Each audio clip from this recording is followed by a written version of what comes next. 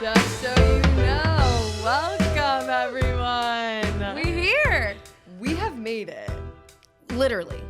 How did we even get here? I feel like, I almost got hit by a car on 8th Avenue.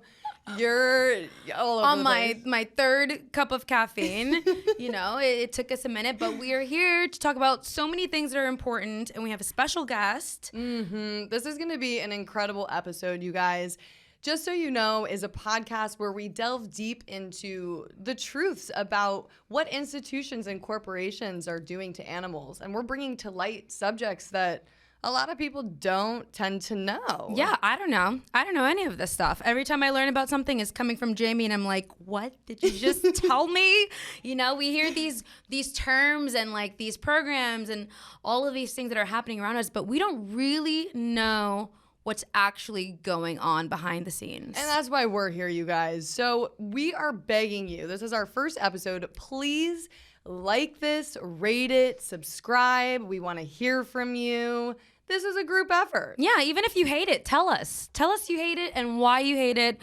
We just want you to be engaged and just feel like you're getting entertained and educated. I mean, most of the time, like if you go to my page, it's just trolls all day long, and it's actually, I'm getting to the point where I'm going to create a Google form and be like, fill out your first name, your last name, your credit card number. Whoa.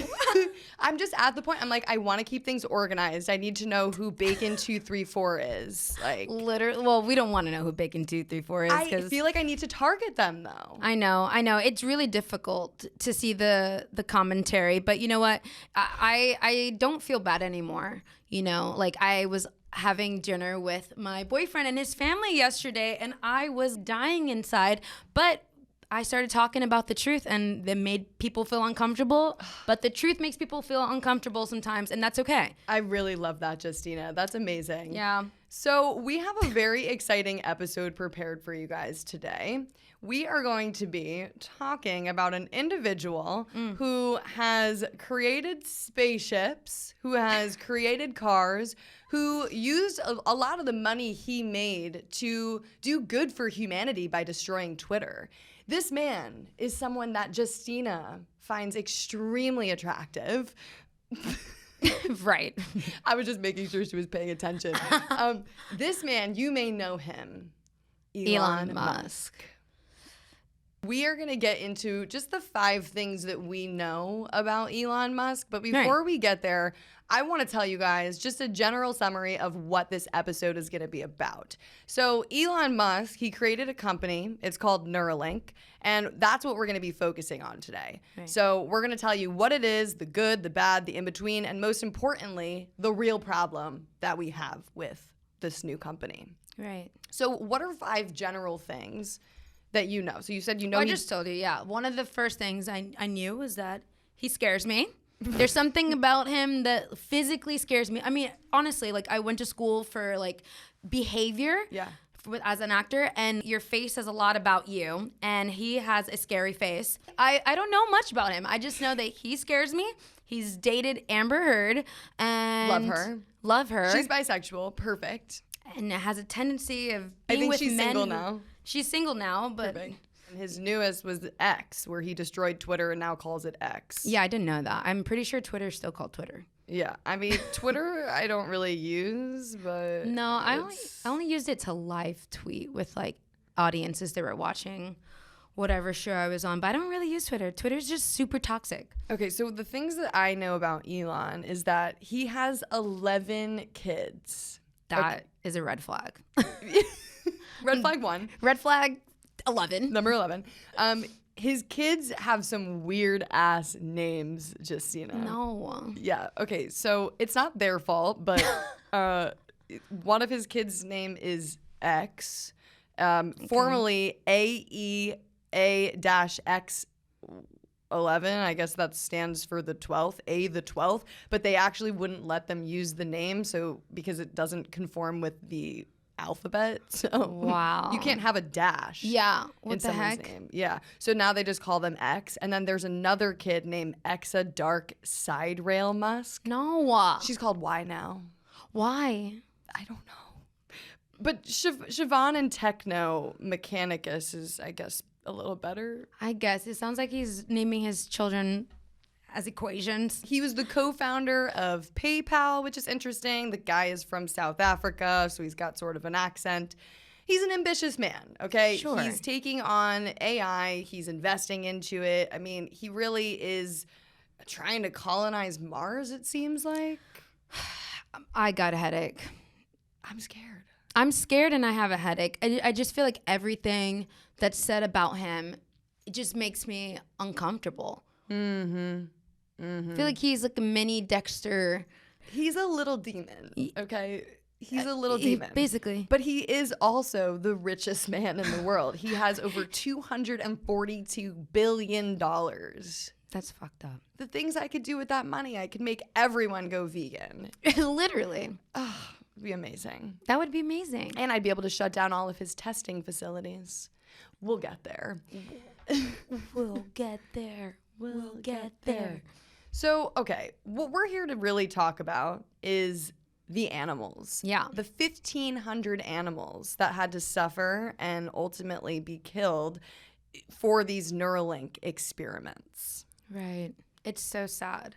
Well, these tests are some type of evil for sure, because Neuralink, to give you guys just a background on what it is, it's a company that was founded by Elon in 2016, and it's a company that creates brain implants that connect humans to computers. So picture a futuristic world where you have this chip inside your brain where you can go on the internet and download another language. You can send your thoughts to people. You can actually use your phone. You can connect your iOS system with your Apple device and not have to use your fingers to move things around on your phone. You could just send a text message by thinking it. We have told this story multiple times in multiple different ways, and nothing good ever comes from that. They don't only just put something under the skin, on your head. They literally crack open your skull. It's a cranioectomy or whatever they call it. I'm not a doctor, but it's insane. Yeah. And they're testing this on animals.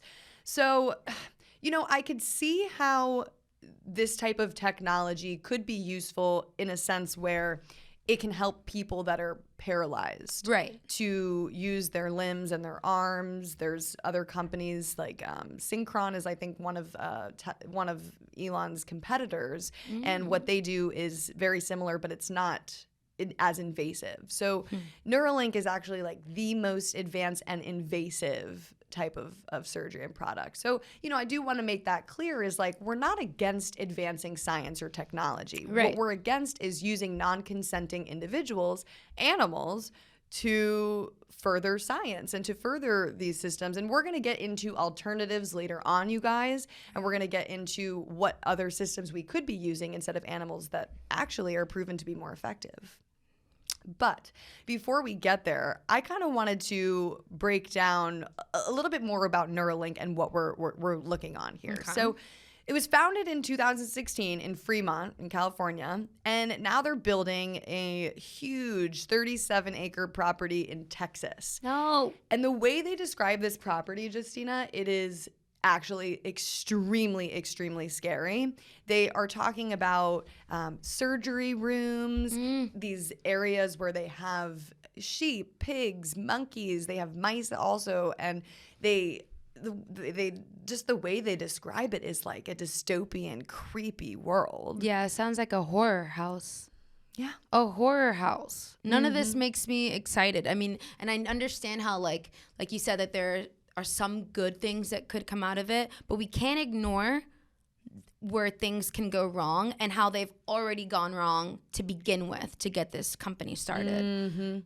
Yeah, well, Elon tries to do a little cover up here. Right. This September, he actually said a little tweet and basically referencing some of the scrutiny that he's been facing for the animal testing. And he said, "No monkey has died as a result of a Neuralink implant." He added, "First, our early implants, to minimize risk to healthy monkeys, we chose terminal monkeys close to death already." Nice. That's nice. Family man. Let's not take the healthy monkeys. Let's take the sick, dying monkeys and torture them even more and make sure that the last few days that they have on Earth are just lovely. by cracking into their brain. What the heck?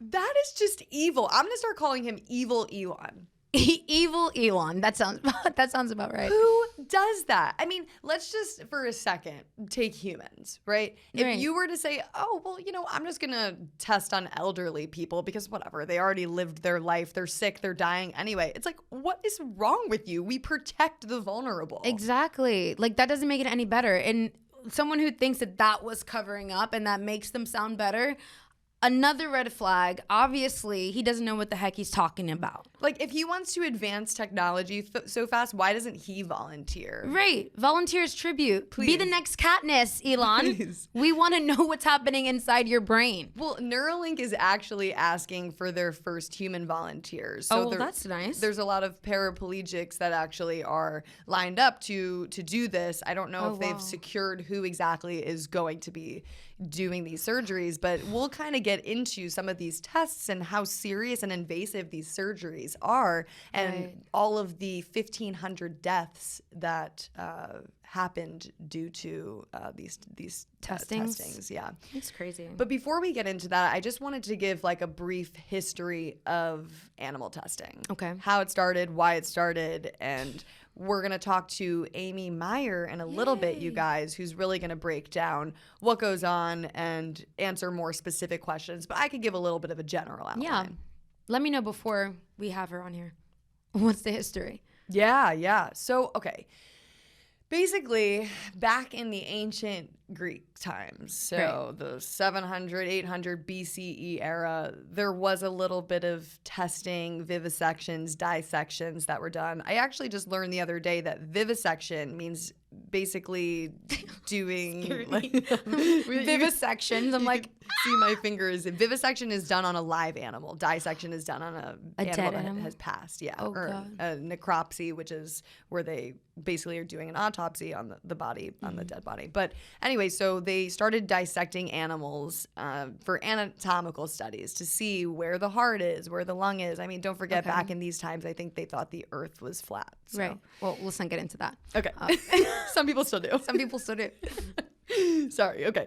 Well, moving on, you have testing that has gone on for many, many years, but really when it became mandated was in 1937 or 38 when there was a incident where this chemist mixed together liquid in this drug that was really helpful to people.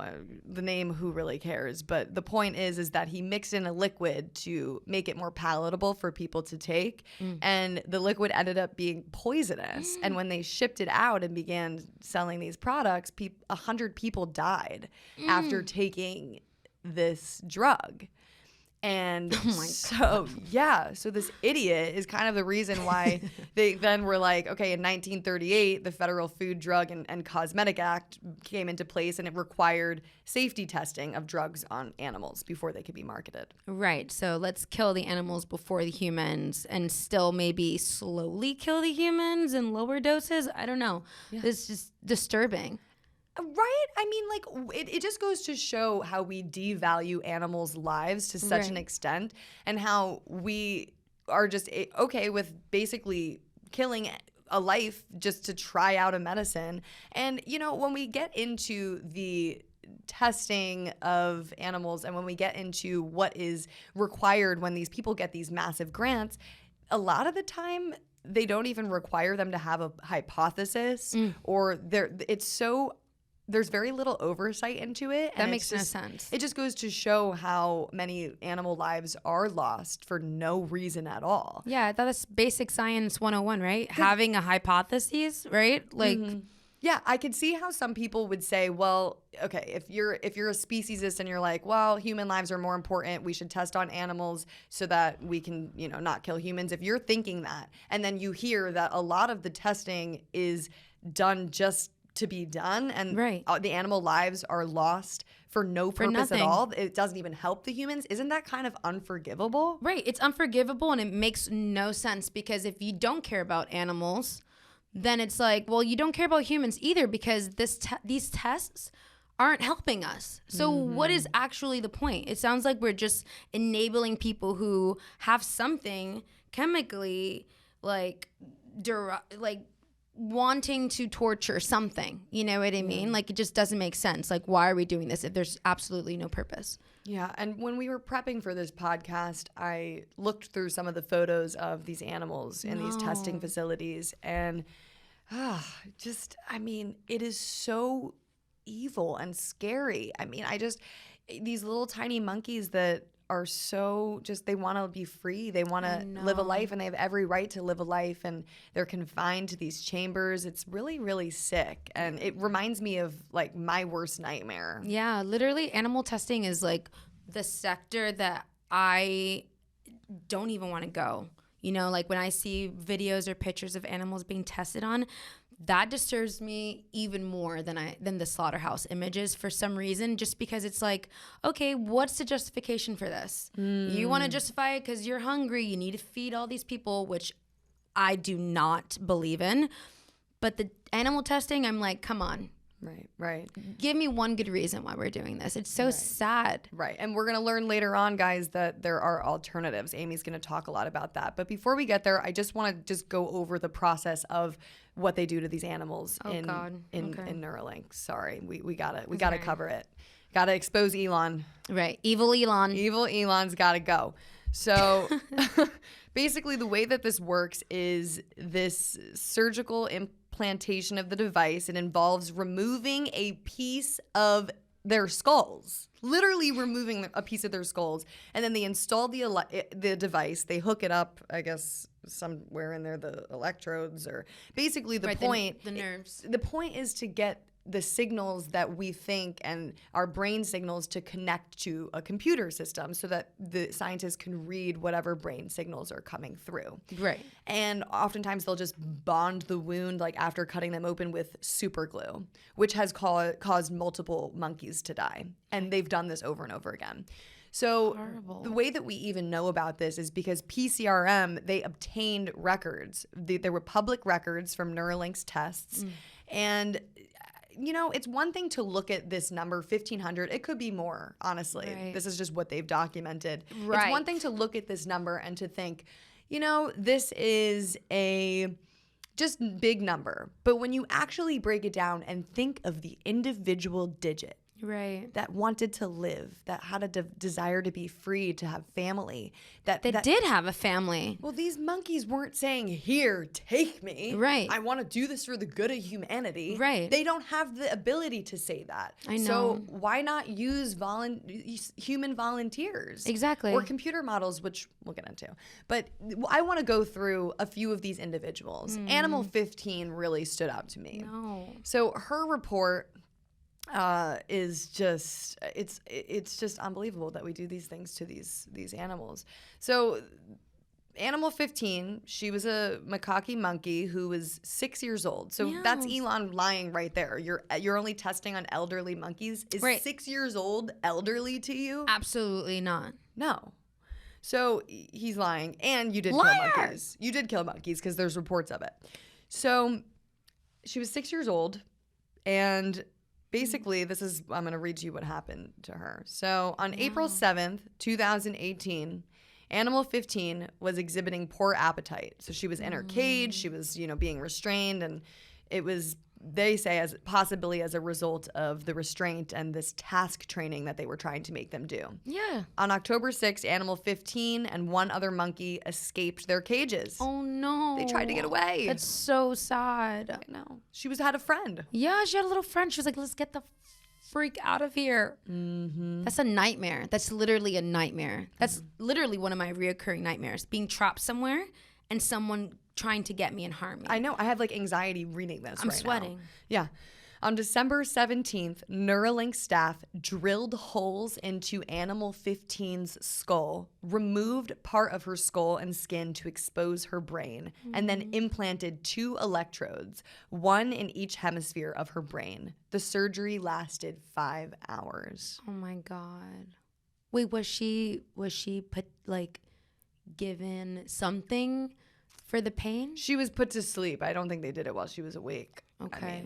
a lot of times what they yikes. do is they restrain the monkeys with ketamine. Oh, That's how they great. restrain them. So anyway, the following day, staff noted that animal 15 had excessive itching. It was bloody. There was discharge coming out of her head. And then she was banging her head, like they call it head pressing, even into the floor, which is a sign that it was painful for her. She probably was like having some mental like issues. Imagine like not knowing what you're about to get into, and all of a sudden you wake up and you've had this massive invasive surgery and it hurts and you're still stuck. I mean, when I don't feel well, all I want is to be like in a cozy place, loved, eating something that's going to make me feel good. These monkeys have nothing. Well, Justina's like, I had 101 fever. Yeah, I'm like, she's like, Mom, I have my period. Leave me alone. I want to be in the shower and eat ice cream. And this monkey has none of that. No sympathy, no love,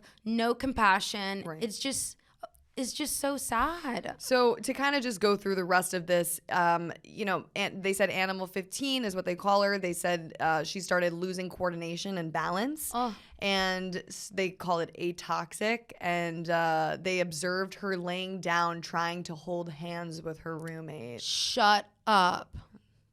Oh, I know. no. I know. And then it goes on and on. I mean, it's a horror story, but That's sad. her brain is swelling, and they kept her alive. I mean, it's horrific. And then there was an infection, and she was ultimately on March 21st, she was euthanized. So how many days was that from surgery?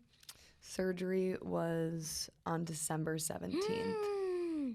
Couple months. Wow, that is fucking cruel. Yeah. That's horrible. Yeah. Oh my God. Yeah. Literally, I'm like, my body is actually like, I'm having like a heat wave because I can't even imagine being in so much pain for more than like when I got my wisdom teeth taken out, it took me like a month to recover because I was in so much pain, and the medicine I was taking was making me like mentally feel so disturbed that I was getting sick. So I can't imagine months on end having a brain surgery like that. That's so sad. You also knew what was going on. You were like, oh, I got my wisdom tooth taken out. Like, these monkeys, This makes sense. They don't even know what happened to them. You know, like they were just put to sleep one day, had something done to their brain, and then they wake up and they're like, oh my gosh, you know, I don't feel so well. So we are having a very special guest come on. We have researcher Amy Meyer here with us today, and she's going to talk to us specifically about what goes on in these labs and testing facilities, and also talk to us about alternative options to animal testing and why it's not effective. Right. We need that. We need Amy to let us know. Welcome, Amy. It's so nice to have you here. Thanks so much for having me. I'm so excited to be talking about this with y'all today. This is our first episode ever, so it's very special, and we're really honored to meet you and hear more about the great work you're doing. So for those people that don't know you, can you just give us a general intro? Sure. So my name is Amy Meyer, and I'm the manager of primate experimentation campaigns with PETA. And so my focus is really trying to end experiments happening on primates specifically. We have a few campaigns going on about specific experiments happening in the US, but we're also trying to stop the importation of these monkeys from their native homes in the first place. So that's another area that we're really focused on at PETA. I'm so curious, what got you interested in this subject matter to begin with? I feel like they keep it so secretive and hidden. Like, I didn't even know they were shipping monkeys on airplanes and stuff. Yeah, most people have no idea. And I didn't either, similar to how I didn't know that animals are, kept in factory farms until I saw PETA's Meet Your Meat video when I was in high school way back when. And I remember I learned about this issue for a research paper I did in college and that's when it really cemented in me that this is part of my ethical belief. Just like I don't think animals should be used for people to have food, I don't think we should be using them in these experiments. So what do you think about Elon's stance on Neuralink animal testing? He goes about his tweet about how monkeys haven't died from the Neuralink and that they only use sick monkeys. What do you think about that, Amy? Well, I mean, like you said, it would be awful in itself if that were true, that they're giving these, dying monkeys their last days, putting them through this trauma. Right. But it's just a lie. It's just a lie. And maybe Elon is trying this fake news strategy of saying whatever he wants people to believe, but we have the documents that show the truth. And just as monkey number 15, as you were showing, most of them were only 7 or 8 years old. These monkeys can live up to being even 30 years, some of them. So they were not elderly, sick monkeys. And all the records show, just like number 15, that so many of these monkeys were dying as a result of the implants. There were cases where the implants pretty immediately caused severe brain hemorrhaging, infections like staph. They were losing bodily coordination and having seizures. They used this toxic bioglue stuff. They're supposed to be using it to fill the holes of the skull that they drilled into to implant the electrode. But the bioglue was seeping through those holes and onto the monkey's brains, and it's toxic. God. That's what was causing so many of them to have partial paralysis and losing control of their bodies and vomiting. And they had to, euthanize them just like 2 or 3 days later because they were just on their deathbed. And just, like you pointed out, how they were trying to hold hands. Animal 15 was trying to hold hands with their cage mate. Hard. They're like us in the ways that matter. They want to be with their families. They, don't want to be hurt, but they're not like us in the ways that they're pretending like they are, that we're going to learn anything from this other than how cruel people can be. Yeah, and is Neuralink an isolated case? I mean, it's obviously shocking that they're drilling into their skulls, they're using super glue, they're messing with their brains, but does this only happen at Neuralink? That's a really good question, and sadly, no. There is more than 100,000 monkeys in laboratories in the United States right now. Wow. And they are doing all kinds of experiments like this. The National Primate Research Centers, which is where Neuralink started at the California National Primate Research Center, they have other experimenters that are doing very similar things, drilling holes into the skulls of these monkeys to implant electrodes. Some of them are severing monkeys' spinal cords. Some of them are intentionally forcing them to inhale toxic substances, all kinds of cruel things. And, it happens because the only federal law governing laboratories, the Animal Welfare Act, doesn't explicitly make anything an illegal experiment, no matter how cruel or ridiculous it is. So, the laws are weak, and the supposed oversight is completely lacking, and that's why we have to really start changing things.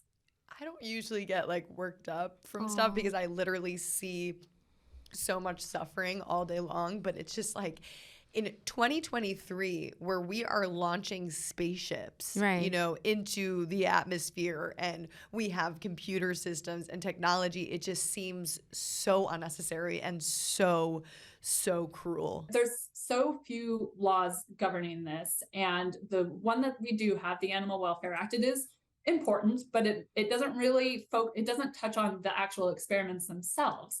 What it is trying to do is it governs things like the cage sizes for the animals, and make it, it requires that they have to be fed, although experimenters can apply for exemptions to all this stuff. So if they need to make sure that the animals participate in some behavioral test, and they're going to do that by making them hungry, so they're desperate for food and they can use food as a reward, they can get exceptions for that.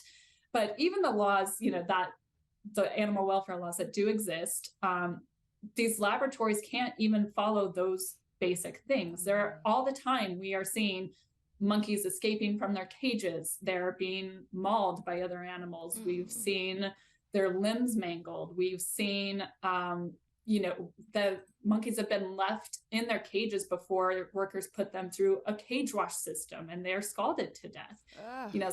And yet we continue to pump billions of dollars into this industry. Taxpayer dollars are going to this, and it really just needs to stop. If you go on YouTube right now and you look at some of Neuralink's videos, they make it seem like this is a 5-star resort for the animal. You told me about some woman who's done this. Elizabeth Murray. Right. I'm like, who is this woman? How is she doing what she's doing? Take it away, Amy.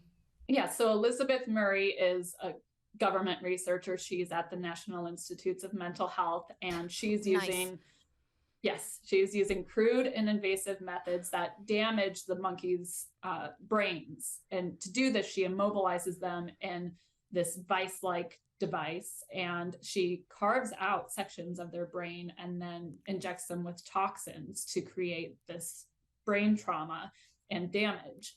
And if that wasn't bad enough, she then puts these frightened and brain damaged monkeys into metal cages inside a dark box and lifts this guillotine-like door to reveal rubber snakes or rubber spiders, which are intended to scare the monkeys, because those are animals in nature that would scare them. And then she's filming the monkeys' terrified responses. And PETA actually got this video through Freedom of Information Act. It's very rare that we are able to see what's happening to animals in these experiments. You know, like there's actually video footage of some of the Neuralink experiments, but Elon, despite supposedly being all about free speech and transparency, has not released that footage. PCRM, Physicians Committee for Responsible Medicine, has been fighting for those videos. But you can see videos of what Elizabeth Murray is doing to those monkeys, and you can see the way that she has wasted around 50 million of our taxpayer dollars to do this. It's for what? Insane. It's insane. I want to know what happened to her as a child. That being said, these are just awful, awful things that continuously happen to animals. Right. And for somebody that would say, well, we're doing it for humanity, for the future, we're doing it to advance technology, we know that there are alternatives. So, Amy, what are the alternatives to animal testing? That's right. The suffering and deaths of these animals is just unjustifiable. Right. So a whopping 95% of drugs that appear safe and effective in animals go on to fail when we get to the human clinical trials. Wow. And even the former director of the National Institutes of Health, which is the main funder of animal experiments in the US, they have admitted that these animals, research on animals is not working, and we need to be transitioning into new, better methodologies in humans. We're busting the cages later today. Like, it makes no sense. If people like to hear facts and numbers, then why are we ignoring this? If it's 95% of all drugs tested are not effective in humans, then why do we keep doing this? Yeah, and you know it's even more shocking because there are alternatives. There is better, modern, animal-free research methods that are our best route to finding the cures and treatments for human diseases that we all know we need. We all care about this. We all want it. I know all three of us have people in our lives who are affected by illnesses and diseases that we don't have cures or good treatments for yet. Right. But there's better answers out there. There's really exciting organs on chips technology. There's in vitro methods. There's three-dimensional tissue printing. All of these have proven to yield far more human relevant data. And that's without all the funding that animal models are, being funded with. The NIH is dumping $20 billion every year. Yeah, and I was going to say something that's inappropriate, but I'm not going to go there. Well, so one last question that we have for you, Amy, is how can we end animal experiments? How can people help? How can they get involved? What do we do? Yes, please tell us. Yeah, well, I definitely encourage everyone to go to PETA.org, and you can learn more about experiments like Elizabeth Murray. And it's really easy to take action to help us try to pressure the NIH to stop those experiments specifically. But looking at the big picture is what we need: a whole paradigm shift, right? This is a $20 billion industry. We need a paradigm shift. And PETA scientists have developed what we need for this paradigm shift. It's called the Research Modernization Deal, or the RMD. Okay. And this is outlining a strategy to phase out the use of animals in favor of these more human relevant research methods that yield the more useful data. And it's been endorsed by numerous organizations, including the National Medical Association and the National Hispanic Medical Association. And what it really is doing is focusing on, first, we need to just stop the experiments that we know do not translate, we know are going nowhere. But then there's also room for phasing out, for types of research that the data just hasn't been collected yet in terms of what's being effective and what's not. Let's do that research. Let's figure out what else we can cut or where we can cut down. And then really importantly, part of the research modernization deal is also how we're going to transition away from the animals into these non-animal research methods. So that includes, moving the funding, not just getting rid of the funding, but moving it to training and to developing these non-animal research methods. So, one of the scientists on our team who helped develop this, I really love the way she explains it, that it's not like we're looking to put a closed sign on the laboratory doors. We're putting an under construction sign there. And everyone can help us in advancing the research modernization deal really easily by just going to PETA.org/RMD.